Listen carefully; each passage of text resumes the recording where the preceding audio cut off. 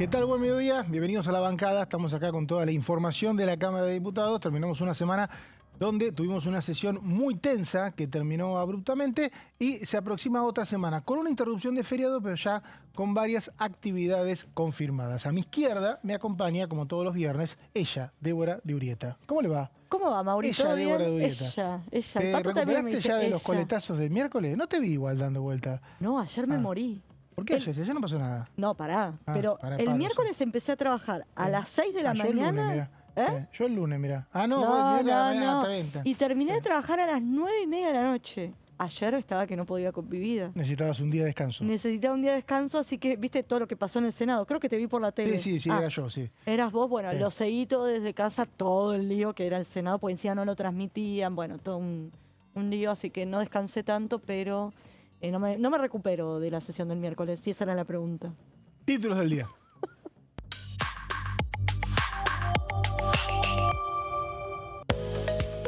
Avance del presupuesto 2026. Ingresó al Congreso el informe del gobierno en el que proyecta una inflación del 22,7%.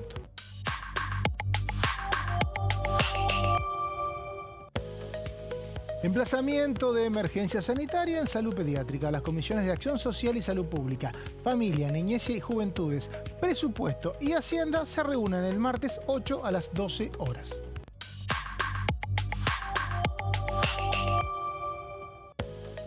Y el otro emplazamiento votado el miércoles es sobre financiamiento universitario. Serán las comisiones de Educación y Presupuesto y Hacienda y se juntarán también el martes a las 16 horas. Bueno, este doble emplazamiento que se votó el miércoles, que era un poco de hora, no me equivoco, creo, el objetivo real de la sesión y lo demás era parte de idas y vueltas entre los bloques convocantes que terminó como podía terminar, que no se votó más nada, ¿no? Exactamente, hay que desmalezar se dice. Sí, se dice. Un poco lo que pasó, porque la verdad es que se puso mucho foco en los medios de comunicación, lo hablábamos antes con el diputado Ardoaín o Ardojaín, ¿cómo le decimos? Ardoaín, diputado pampeano. El primo de Pampita, aunque acá le decimos Pampita, sí. Que él es, Pampita es la del Martín, diputado, sí. Bien. Que por ahí el foco se puso mucho en los encontronazos que hubo entre los diputados de Unión por la Patria y La Libertad Avanza por la detención de 5 personas en medio de lo que es la investigación por el escrache en la casa del diputado José Luis Espert. Pero lo cierto es que si dejamos todo ese show de lado o esas peleas, lo cierto es que se logró el objetivo. El objetivo lo tenía muy claro la oposición, que era los 2/3 para habilitar el tratamiento sobre tablas del Garrahan y del financiamiento universitario no lo iban a tener. Siempre tuvieron eso en claro, así que el objetivo era reunir los votos para emplazar a la Comisión de Presupuesto, aunque se terminó emplazando a las 3, que tienen que tratar la emergencia en pediatría por un lado y por otro lado emplazar a la Comisión de Educación, que preside Alejandro Finocchiaro, el PRO, y a la Comisión también de Presupuesto y Hacienda, que preside José Luis Espert, para que se avance en la firma de los dictámenes de ambos temas. Financiamiento universitario, Garrahan, reunida la firma, los dictámenes y demás, recién ahí llevar los textos al recinto para que con mayoría simple se puedan aprobar y ahí ser tratados por el Senado, que ahí es otro camino. Y para hablar de esto nos vamos a Formosa.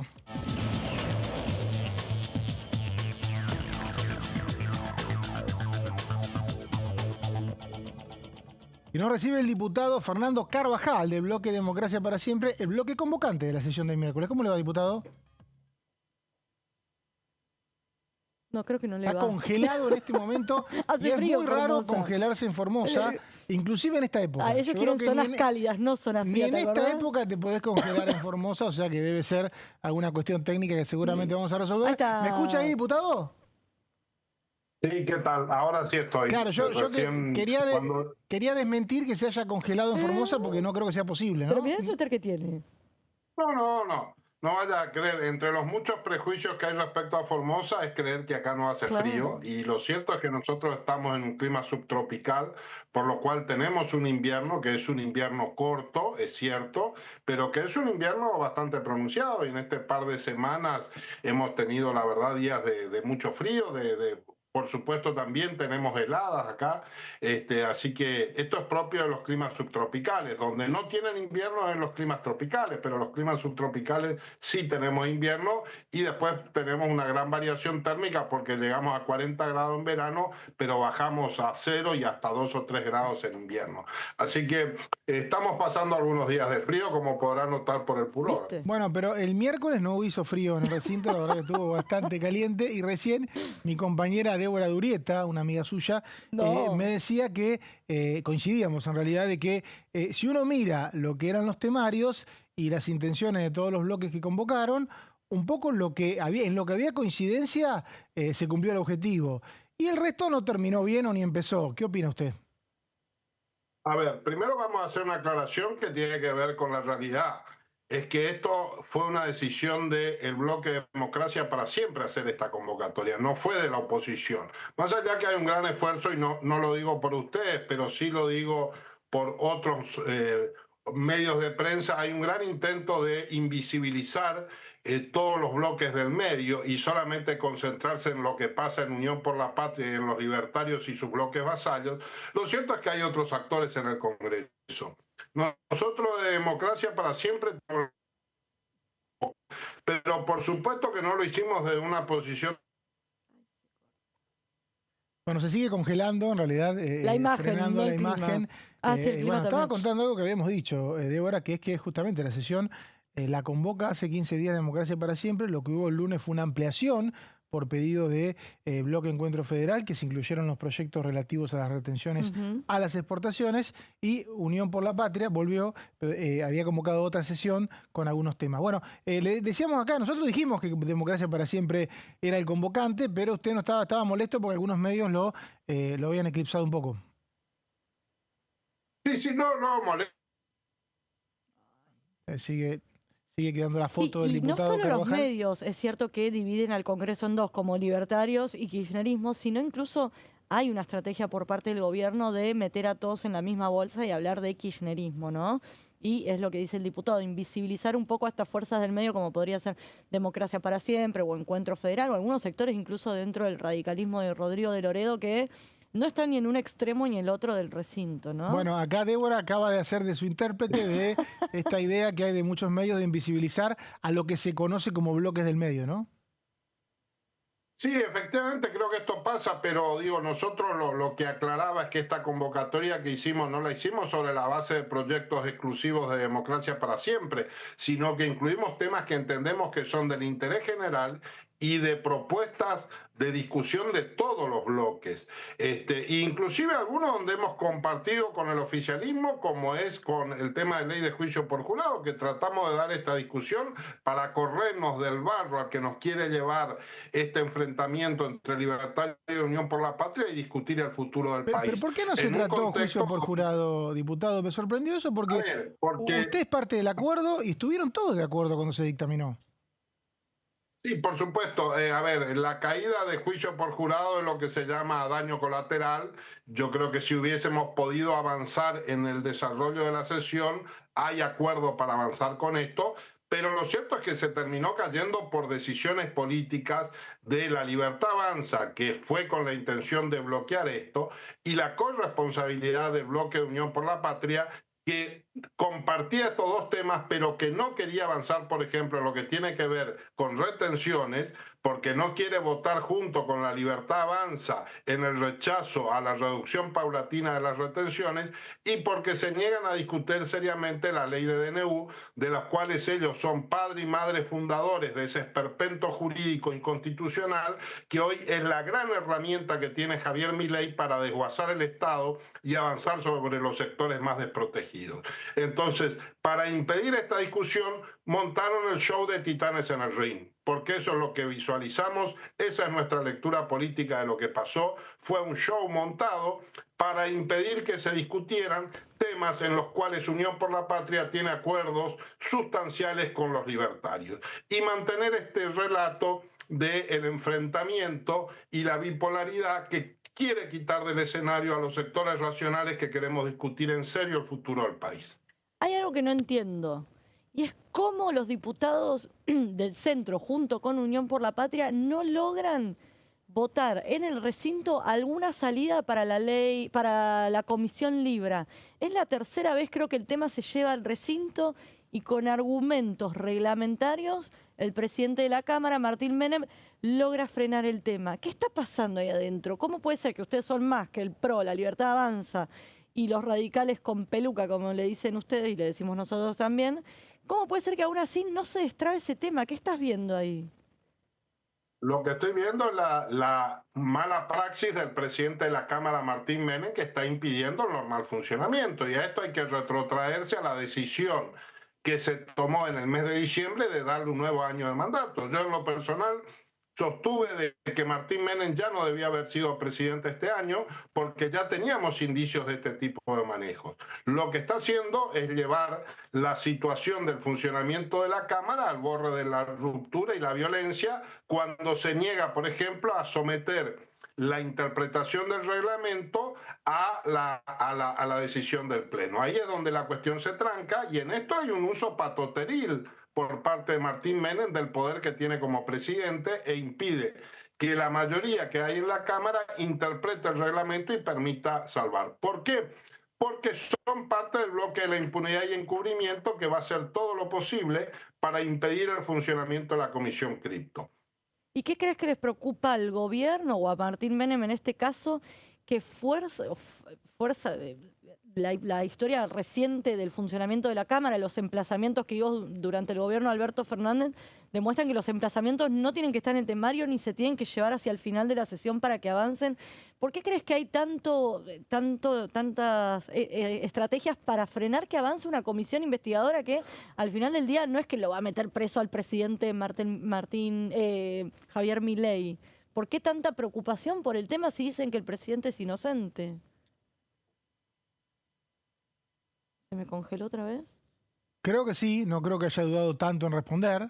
Ahí está de vuelta, diputado. Bueno, escuchó a Débora, o sea que puede responder tranquilamente. Sí, no, decía que porque el gobierno está sucio, está implicado y saben que esto es lo que hoy le está pasando a Cristina, le va a pasar dentro de unos años a Javier Milei, que va a estar teniendo que discutir su prisión domiciliaria. Entonces, este es el miedo, porque está claro que acá ha habido una estafa. Tenemos todavía que determinar quiénes están implicados y cuáles son los niveles de responsabilidad, pero que lo que no hay ninguna duda es que Milei va a tener que terminar enfrentando en tribunales esta cuestión, es evidente. Y hoy lo que no quieren que se sepa es quiénes son los titulares de todas esas cuentas que hicieron el gran negocio con la estafa cripto. Porque cuando esto salga a la luz, y lo que han expresado hasta ahora los expertos es que es posible determinar quiénes son las personas físicas que están atrás de esos nombres, el escándalo va a ser mucho mayor, porque va a quedar confirmado lo que hoy es una sospecha, de que acá hubo muchos funcionarios del gobierno, inclusive del propio Poder Legislativo, que han sido parte de este negocio y de esta fantástica fiesta de que se llevaron millones de dólares. Diputado, entonces, por supuesto... No, siga. No, que por supuesto que todo lo que hacen tiene que ver con el encubrimiento. Y esto es lo que torna inexplicable la actitud que tienen otros bloques, que esperemos que cambien, porque la verdad es que creo que el destrabe de esto va a salir desde la política. Diputado, la comisión no va a condenar a nadie, lo que va a hacer es exponer información. ¿Por qué tienen tanto miedo? Diputado, el martes, usted es parte de la Comisión de Presupuesto, el martes va a participar de todos los plenarios de comisiones. Se me ocurre que obviamente está interesado en todos los temas, en la emergencia en pediatría y en el financiamiento de universidades, pero su pasado académico, su presente académico, no sé cómo está en eso, imagino que lo hace más cercano al tema de la situación de las universidades. ¿Cómo están hoy las universidades? ¿Usted pudo hablar con rectores? ¿Qué proyecto cree que va a salir? Porque hay muchos. Mira, no lo sé, estamos afinando la puntería. Lo que está claro es que lo que necesitan hoy las universidades es una bocanada de oxígeno, no para resolver el problema universitario, sino para poder terminar el año 2025. Seamos conscientes que estamos con proyectos que son salvatajes, estamos haciendo de bomberos de los sectores sociales y acá, en este caso de la universidad pública, frente a la decisión del gobierno de no tener presupuesto y de manejar de forma absolutamente discrecional los fondos públicos. Entonces, lo que estamos haciendo es ver de qué manera, con responsabilidad fiscal, porque no somos los loquitos que el presidente quiere decir, todas las decisiones tienen mucha racionalidad y somos conscientes del momento fiscal, permitir que las universidades sigan funcionando. Se está trabajando, vamos a intentar llegar a un dictamen lo más amplio posible, y lo que está fuera de discusión, que en forma inmediata vamos a tener que estar convocando una sesión para poder aprobar en el recinto esto que, reitero, no es más que una bolsa de oxígeno a instituciones que están asfixiadas por la decisión del gobierno nacional. No puedo evitar preguntarle cuándo cree que puede haber sesión, porque ya hay dictamen el martes que viene. Obviamente miércoles es feriado. ¿Le parece que va a ser la semana siguiente o se va a esperar el receso? No, yo creo que vamos a tener que esperar la primera semana del mes de agosto, porque después comienza el receso invernal, que como sabemos encima no coincide entre lo que es Buenos Aires y los calendarios de la mayoría de las provincias, y la experiencia indica que lograr quórum en momentos de receso invernal es muy difícil. Además, quienes estamos lejos tenemos problemas objetivos, porque siempre obviamente en vacaciones la disponibilidad de vuelo y medios de transporte se complica. Así que, para ser realista, yo supongo que vamos a tener que estar teniendo la primera semana de agosto una sesión donde vamos a tener que estar resolviendo todos estos temas, donde vamos a tener que estar cumpliendo con los emplazamientos que faltan, donde trataremos de discutir nuevamente juicio por jurado, ley de DNU, y hay que incluir también, porque esto también urge, un pronunciamiento de la Cámara sobre el tema YPF para respaldar el interés nacional e impedir que se concrete este manoteo de la titularidad accionaria de YPF, que para nosotros es un tema de extrema gravedad y preocupación.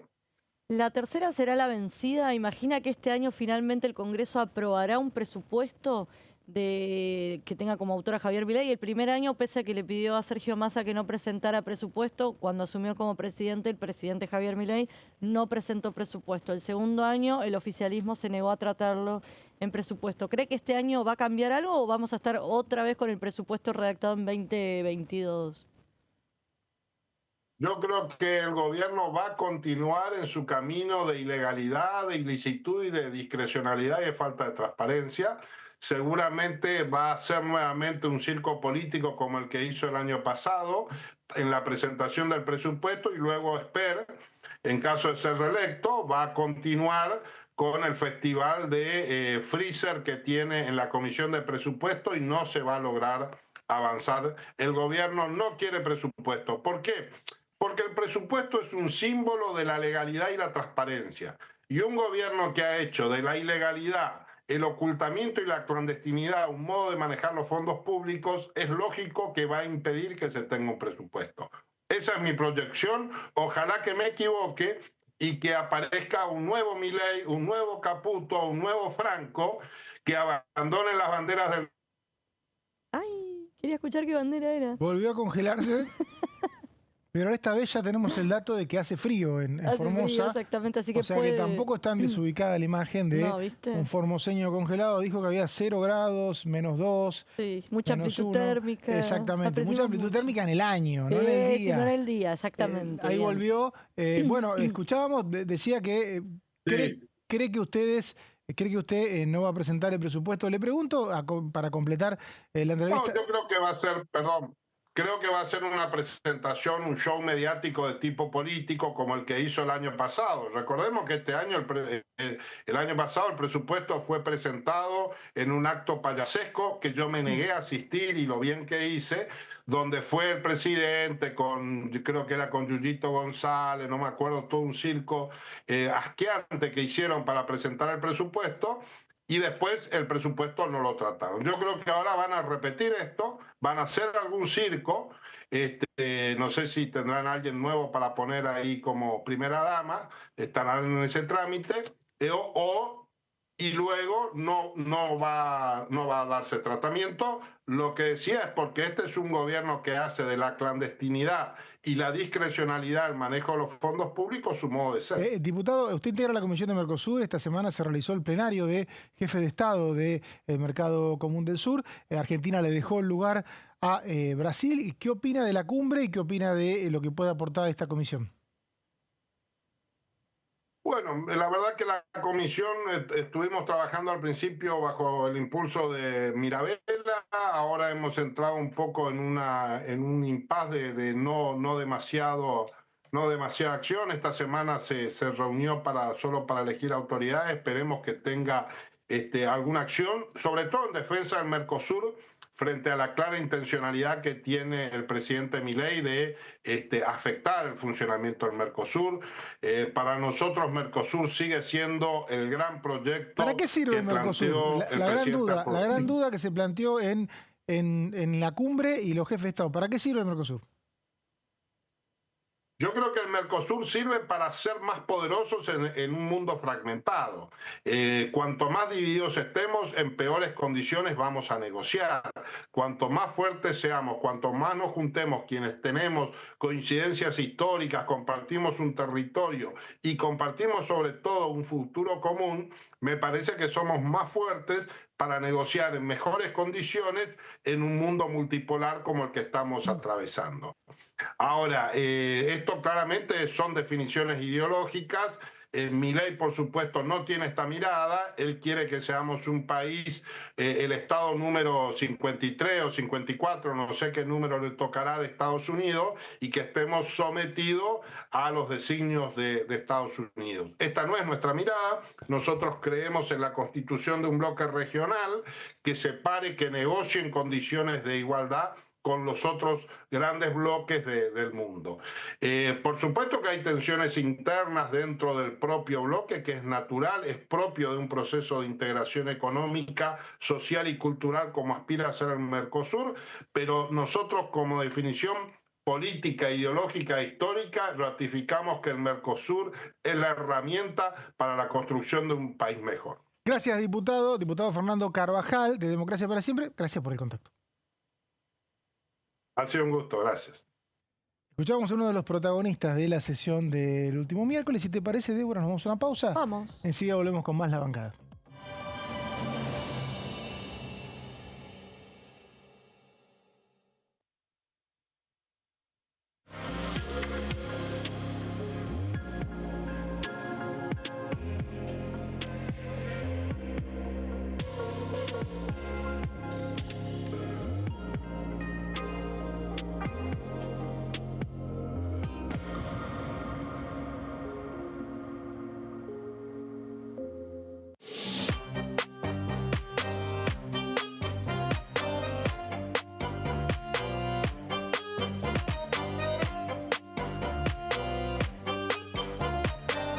Plenario, de lunes a viernes, 15 horas.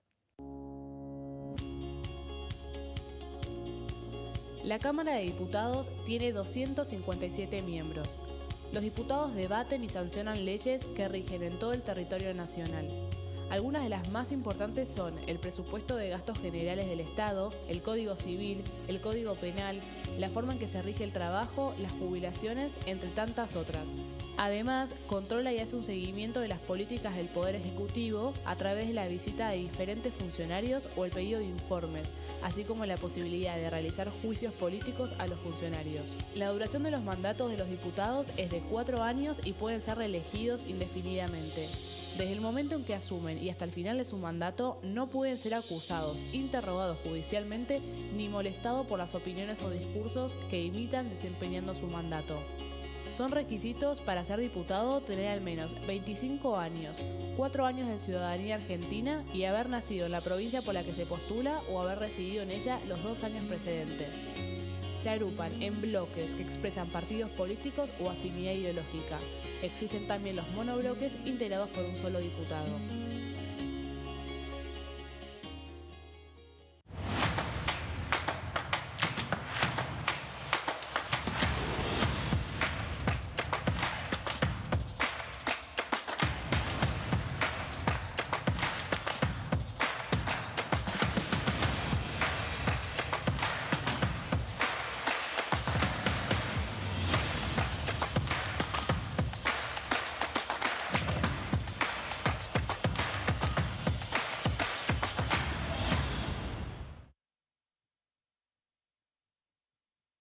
Dengue, Zika y chikungunya. ¿Cómo protegerte de la picadura de mosquitos? Para prevenir el dengue, Zika y chikungunya, evita que el mosquito te pique. Usar repelente siguiendo las indicaciones del envase. Cubrí brazos y piernas con ropa clara. En casa, pon espirales o tabletas. Usa tules o mosquiteros sobre camas o cunas. Coloca mosquiteros en puertas y ventanas.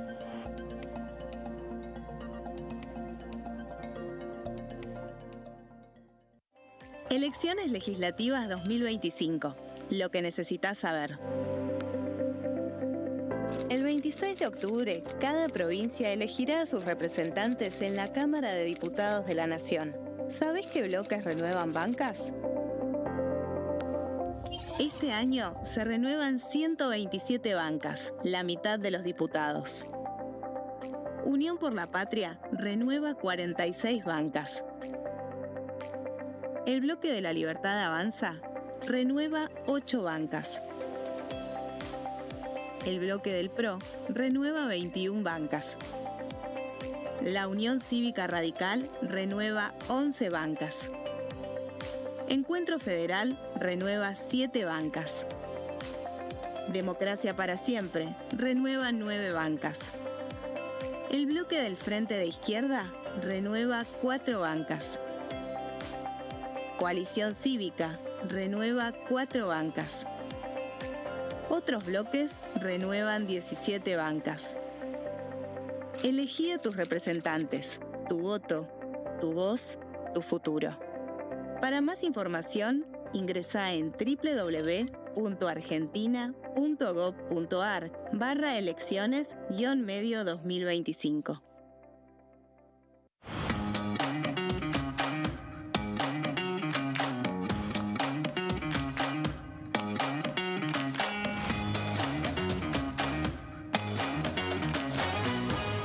Pasos perdidos. De lunes a viernes, 16:30 horas.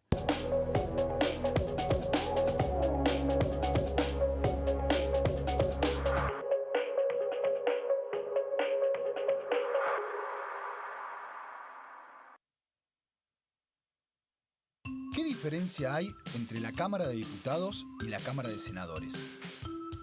La Cámara de Diputados representa al pueblo de la nación argentina.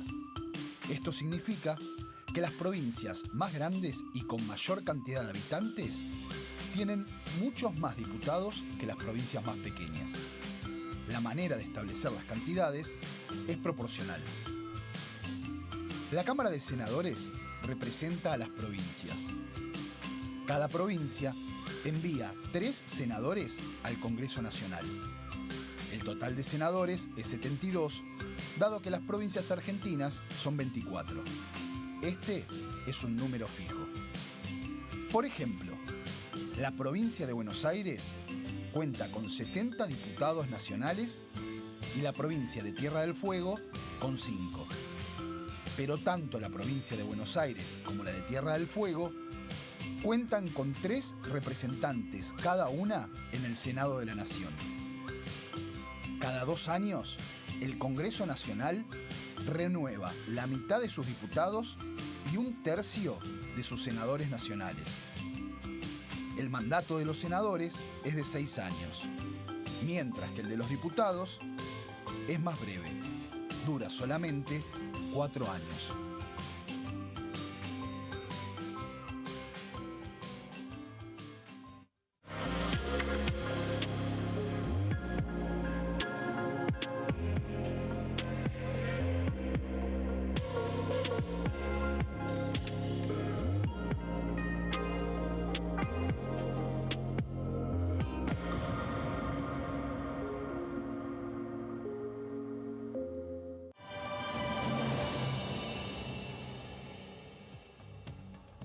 Seguimos en la bancada, toda la información de la Cámara de Diputados, segundo bloque, plantel renovado. A mi izquierda, como siempre, el señor Martín de la Tale. ¿Cómo le va? ¿Cómo le va? ¿Bien? ¿Todo bien? Y a mi derecha, el señor, claro, a mi derecha, me están diciendo. No tiene nada que ver con connotación política, señor, ¿no? No lo sabemos todavía. Yo no lo pregunto, digo, por las dudas, digamos.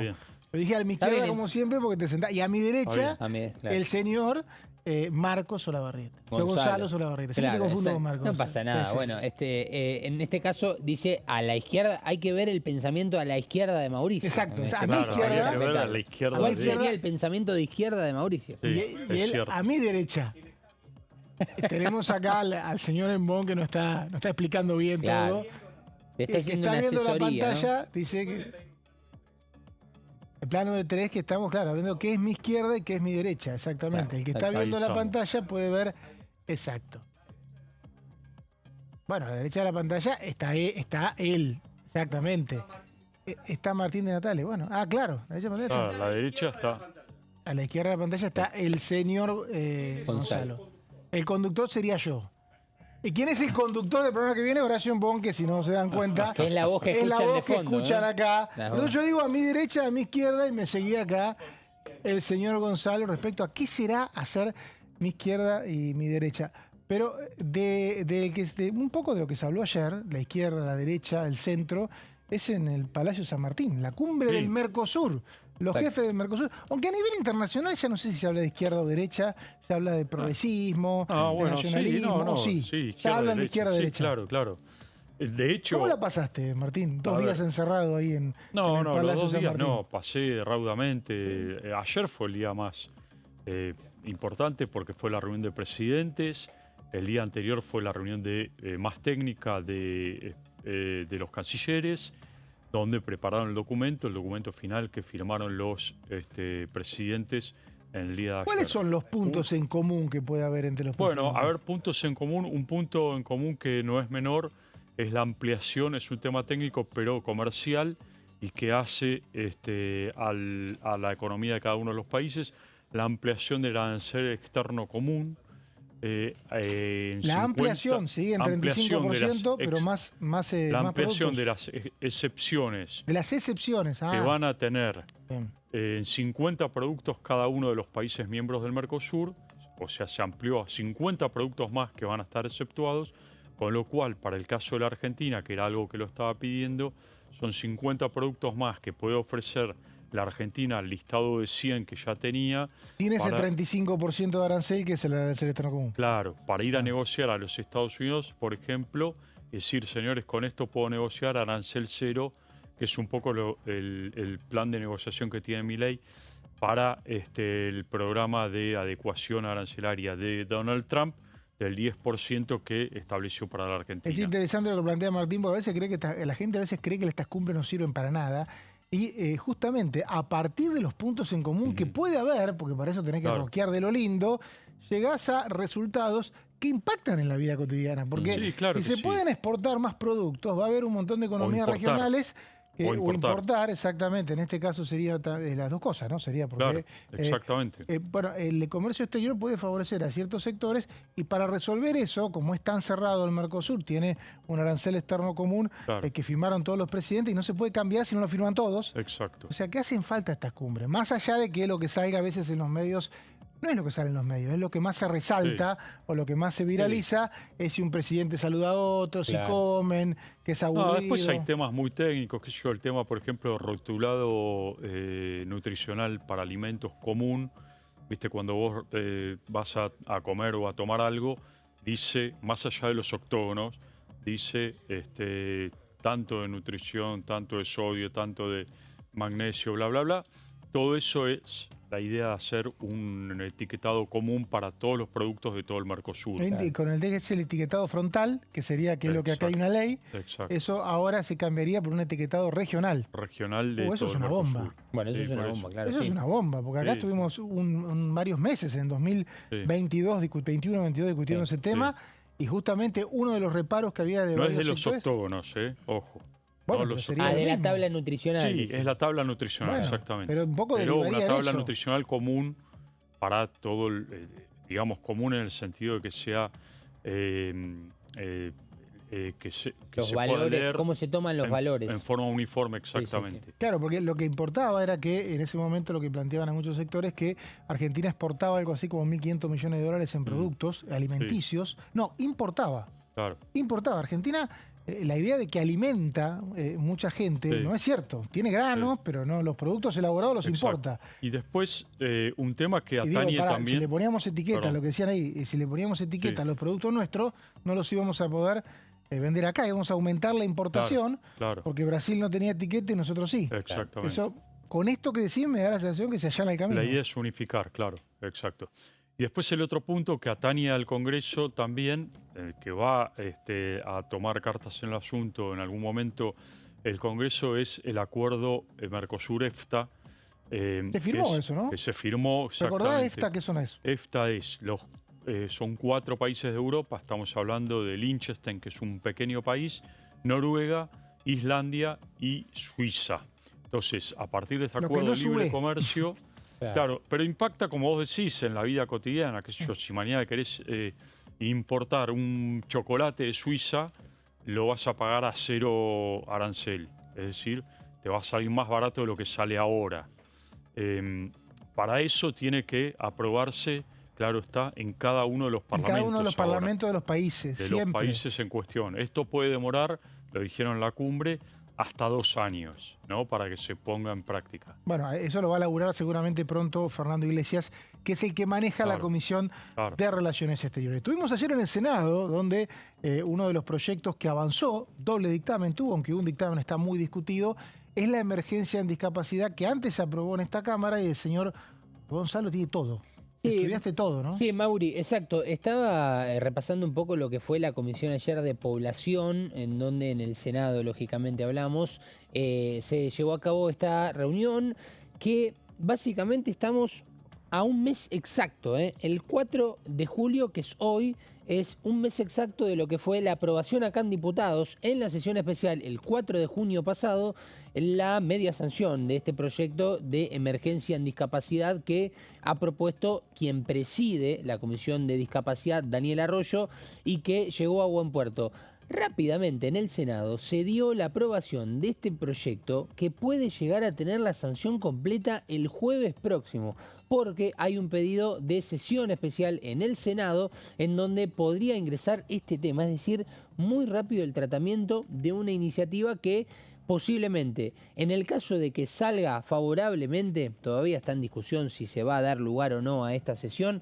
Bueno, el Gobierno Nacional tiene la intención, en este caso, de analizarlo y ver si realmente esto va a impactar o no en las filas económicas, ¿no? Importante también tenerlo en cuenta. Bueno, esto entonces decíamos, fue aprobado ayer en comisiones en el Senado y aprobado el 4 de junio en la Cámara de Diputados. Recordemos, esto sería una emergencia en discapacidad hasta el 31 de diciembre del 2026 con la posibilidad, esta fue una de las modificaciones, con la posibilidad de extenderlo un año más hacia el 2027.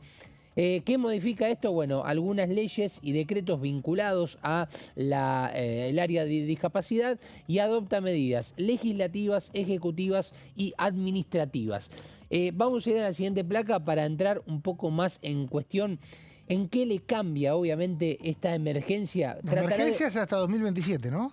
Claro, exactamente. En realidad es hasta el 2026 y se puede extender un año más con la posibilidad de extenderlo hasta el 2026. Se cambió en el recinto. Se había cambiado en el recinto, era la última modificación.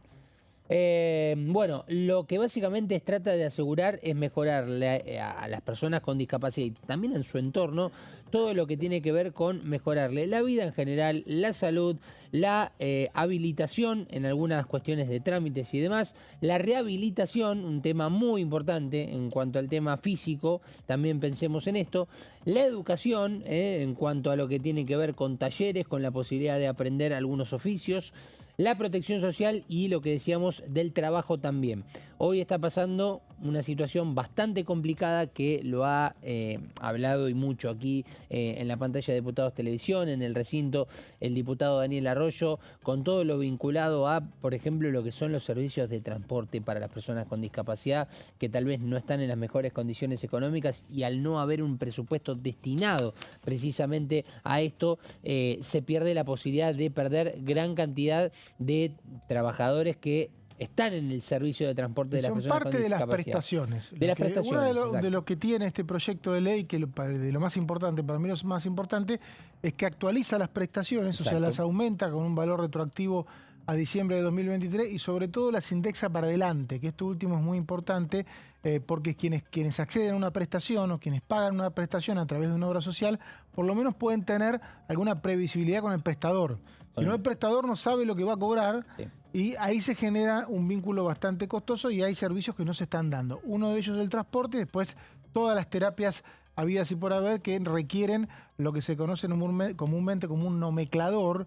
Y esto es un problema que está llegando a todas las clases sociales. Esto es importante aclararlo porque inclusive quien paga una prepaga, mucha plata, no tiene un valor de referencia. Si está tan atrasado y el prestador quiere otra referencia, es muy difícil establecer una referencia. O sea que te diría que eso y junto a la creación de pensiones que tiene este proyecto son los puntos más importantes, ¿no? Sí, y sobre todo, Mauri, algo muy importante que cuando hablaba, me acuerdo antes de la sesión del 4 de junio, respecto a dónde se apunta con esto también, es el tema de las terapias.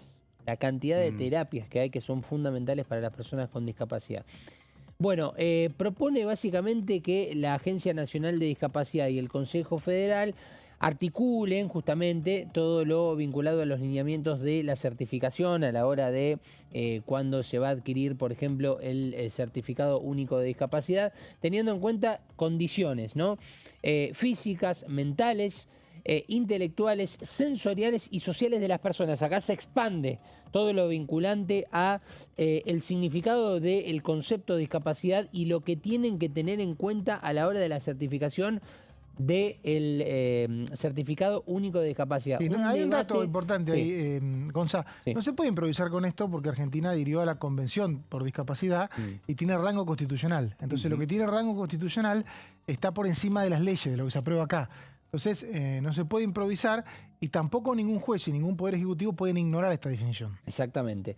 Bueno, y el último tramo del repaso de este proyecto, que recordemos ya fue aprobado en diputados hace un mes atrás. Ayer tuvo la aprobación en comisión en el Senado y posiblemente la semana próxima pueda tener la sanción completa, lo cual sería una noticia muy importante, sobre todo para la oposición dentro del Congreso de la Nación, y después habrá que ver cómo actúa el Gobierno Nacional en relación a esto y cuáles son los rebotes, ¿no?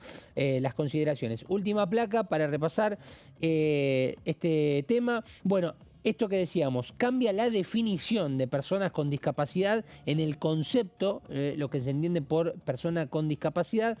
Los mecanismos de actualización mensual de las prestaciones es otro de los puntos importantes, que era lo que hablábamos recién, diría de lo más importante, y además declara de interés público nacional los servicios que brindan a personas con discapacidad, lo cual le da una cierta prioridad y una amplitud mucho mayor en cuanto a las partidas presupuestarias. Bien, estos son los puntos principales del proyecto de ley de emergencia en discapacidad, aprobado, como decía Gonza, el 4 de junio en esta Cámara, en una larga sesión que hubo ese día, y esta semana, ayer, tuvo doble dictamen de la Comisión de Población y Desarrollo y uno muy polémico en presupuesto porque no fue convocada a la Comisión de Presupuestos del Senado por quien la preside, que es Ezequiel Atauche de La Libertad Avanza, sino que se autoconvocó un grupo de senadores que constituyó la mayoría, eran 11 sobre 19, por lo tanto se adjudicaron el dictamen y, como decía Gonza, la idea que tienen es una sesión el jueves. El problema es que el Senado no tiene el reglamento de diputados, entonces si se pide una sesión, la vicepresidenta puede decir, y el jueves por ahí no puedo, mejor el viernes o mejor el lunes. Sí. Hasta ahora ha sido bastante desprolija esa situación en el Senado porque no está claro qué puede pasar. Finalmente las sesiones se hacen, pero se hacen otro día. Bueno, lo cierto es que por lo pronto, inclusive hay una sesión pedida, hay que recordar, en el Senado, por otros bloques opositores que tienen un montón de temas y puede la vicepresidenta juntar todas las sesiones, porque esa inclusive tenía sugerencias de día y hora, y hacer una sesión eterna. Eso podría ser la semana que viene o tal vez la otra. Todavía no tenemos información.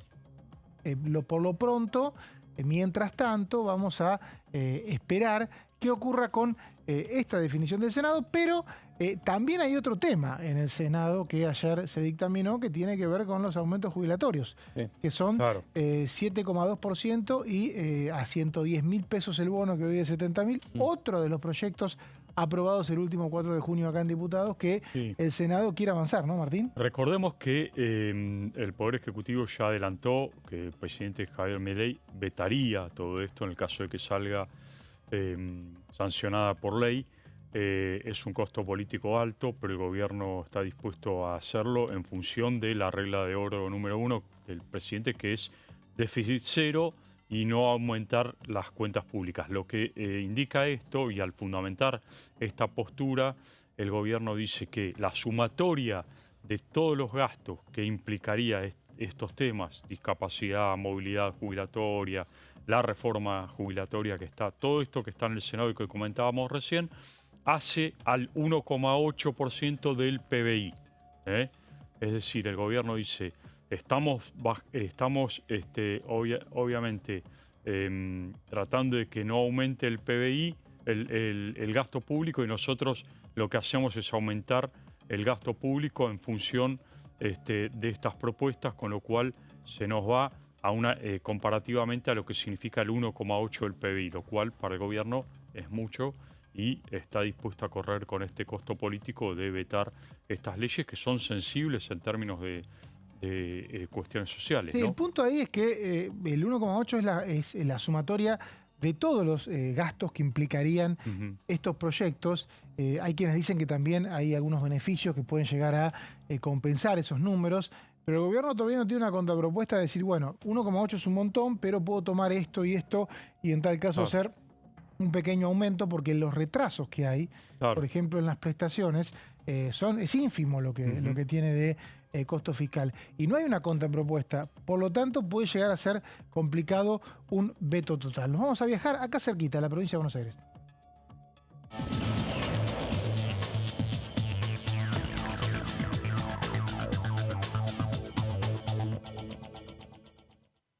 Nos saluda la diputada de Unión por la Patria, Julia Estrada. ¿Cómo le va, diputada? ¿Cómo están? Un gusto saludarlos. Diputada, terminó abruptamente la sesión del miércoles. Decíamos hoy con mi compañera Débora Urrieta que quizá uno piensa que el objetivo se cumplió porque todos los bloques opositores querían que pasara lo que pasó y en el resto no había del todo consenso. ¿Cuál es la evaluación que usted hace?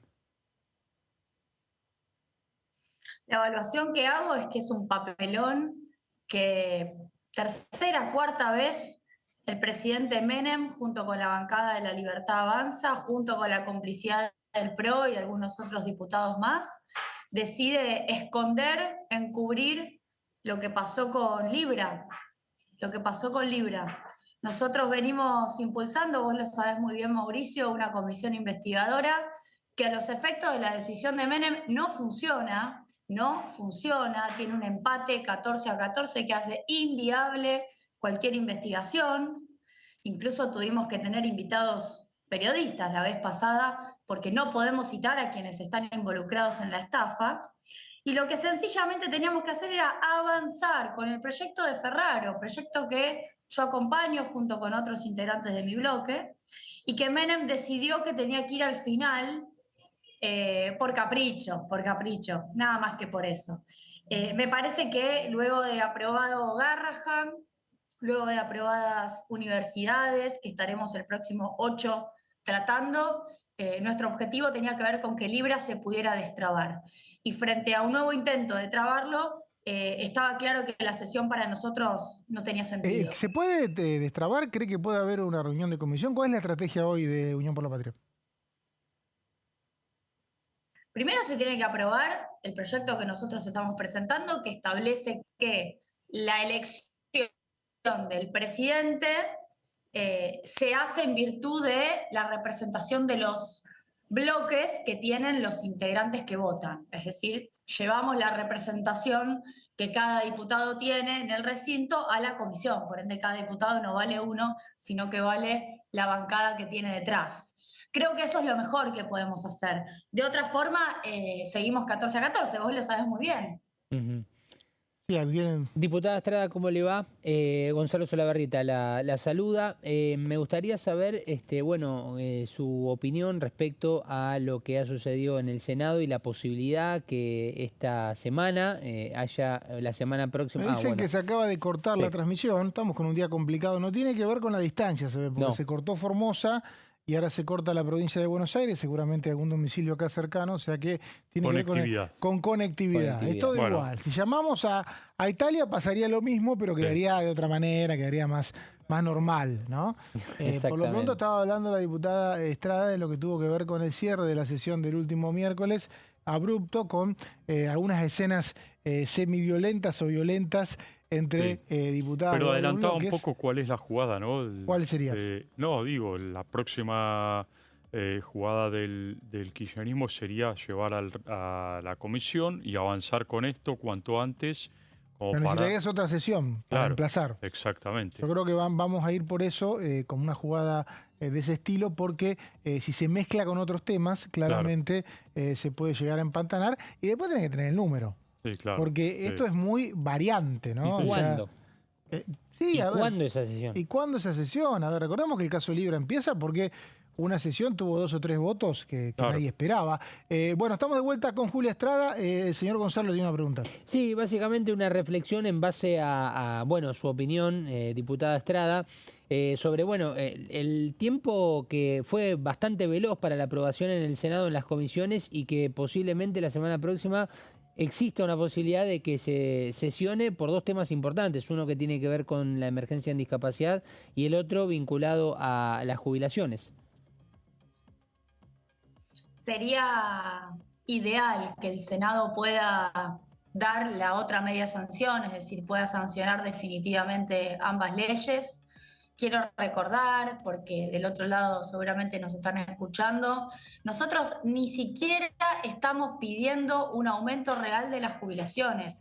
Estamos solamente diciendo que tienen que aumentar por la inflación que Milei no les quiere reconocer de enero del 2024. A ver, los jubilados y las jubiladas también han tenido aumento de los servicios. Nosotros del CEPA, el Centro de Economía Política Argentina, planteamos que el IPC está mal medido y que si lo medimos bien, tenés por lo menos hasta fin del año pasado 10 puntos más de inflación. Agrego otra cosa más, la canasta de medicamentos, en el caso de las jubilaciones, no está siendo contemplada para medir poder adquisitivo y la situación que tenemos es que los jubilados que tienen medicamentos que hacen a su supervivencia, gastan la jubilación en los medicamentos y luego encuentran la forma de conseguir comida. Tenemos compañeros que hacen trabajo territorial que nos cuentan que los comedores en la provincia de Buenos Aires se están llenando de personas adultas mayores precisamente porque eligen gastar su jubilación en medicamentos que antes tenían una cobertura de PAMI y ahora ya no la tienen de manera total, y en todo caso los últimos días del mes encuentran la forma de resolver su alimentación. Todo esto no está sobre la mesa. Todo esto no está sobre la mesa en la ley previsional. La ley previsional aumenta de 366.000 pesos, en el momento en el cual nosotros la planteamos, a unos 427.000 pesos. Ningún jubilado se va a hacer rico con esto. Sencillamente es reconocer algo de lo perdido. Eso es lo que pretendemos que el Senado apruebe y esperemos que el presidente no quiera vetar otra vez. Diputada, Martín Natali le habla. Brevemente, ¿qué harían ustedes? ¿Cómo le va? Un gusto. ¿Qué harían ustedes frente, porque el gobierno ya dijo que va a vetar todo esto? ¿Cómo se presentan este tipo de escenario ustedes y si están hablando con otros bloques para eventualmente rechazar este veto? Yo estoy convencida que nuestra búsqueda de los 2 tercios para insistir va a tener mucho menos obstáculos que el año pasado. ¿Por qué? En algún lugar por convicción y en otro lugar por oportunismo.